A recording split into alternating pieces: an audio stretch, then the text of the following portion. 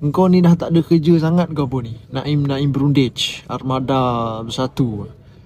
Nak kata engkau tak reti bahasa Inggeris, engkau belajar boleh tahan, background kau boleh tahan juga.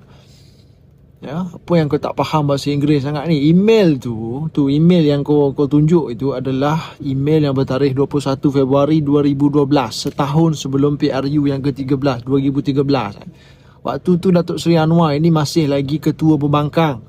Tapi ketika itu memang gabungan Pakatan Rakyat, PAS, DAP dengan PKR ni popular.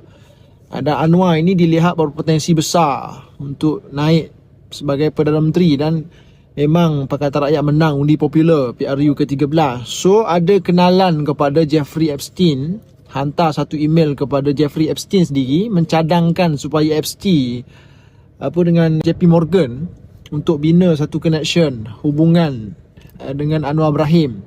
Terang-terang dalam email tu tulis, if he becomes Prime Minister of Malaysia, he will clean up and it could be a gold mine for JPM, institusi kewangan terbangsa. Maksudnya email itu bukannya komunikasi dua hala antara Datuk Seri Anwar dengan Jeffrey Epstein.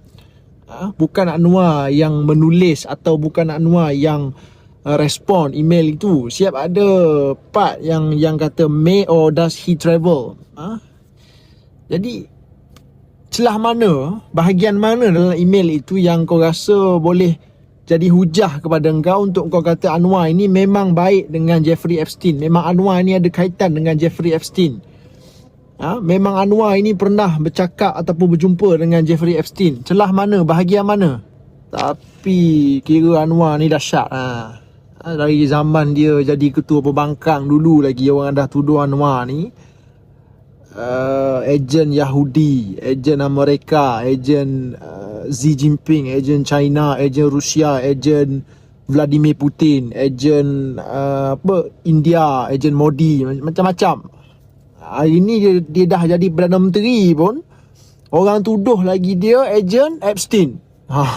Orang tak habis lagi tuduh dia ni ejen pada kuasa-kuasa besar seluruh dunia. Kira Anwar ni bukan leke-leke, paut lah. Satu je orang tak tuduh Anwar dia. Orang tak tuduh dia, orang masih lagi tak boleh nak tuduh dia ni ejen kepada Syiah, ejen kepada Iran. Sebab dekat Malaysia ni dah ada orang ambil dah title ejen Syiah ni, dah ada orang ambil dah. Siapa dia kau fikir-fikir lah sendiri. Orang tu tak jauh pun. Jadi kepada Naim Brundage dengan Armada Bersatu, daripada kau sibuk mainkan isu mengaitkan Anwar Ibrahim dengan Jeffrey Epstein, baik kau pergi selesaikan masalah rumah tangga parti kau dulu. Ini dah masuk bulan kedua dah, tak ada pengerusi. Gabungan parti kau sendiri tu tak ada pengerusi. Hari-hari pimpinan kau duk bergaduh dengan PAS, tapi kau duk kalut lagi, duk kait dengan Anwar dengan Jeffrey Epstein. Mainkan isu-isu yang aku tak tahulah apa benda jenis. Aku nak klasifikasi isu ni sebagai isu apa. Sebab aku baca lah juga email tu. Bukan tak baca, bukannya aku main backup semata. Aku baca email tu, aku tanya mana part yang aku boleh kaitkan Anwar dengan Jeffrey Epstein. Yang tulis email itu pun bukan Anwar. Jadi Naim Brundage sebagai pemuda, baik kau pergi pertahankan presiden kau yang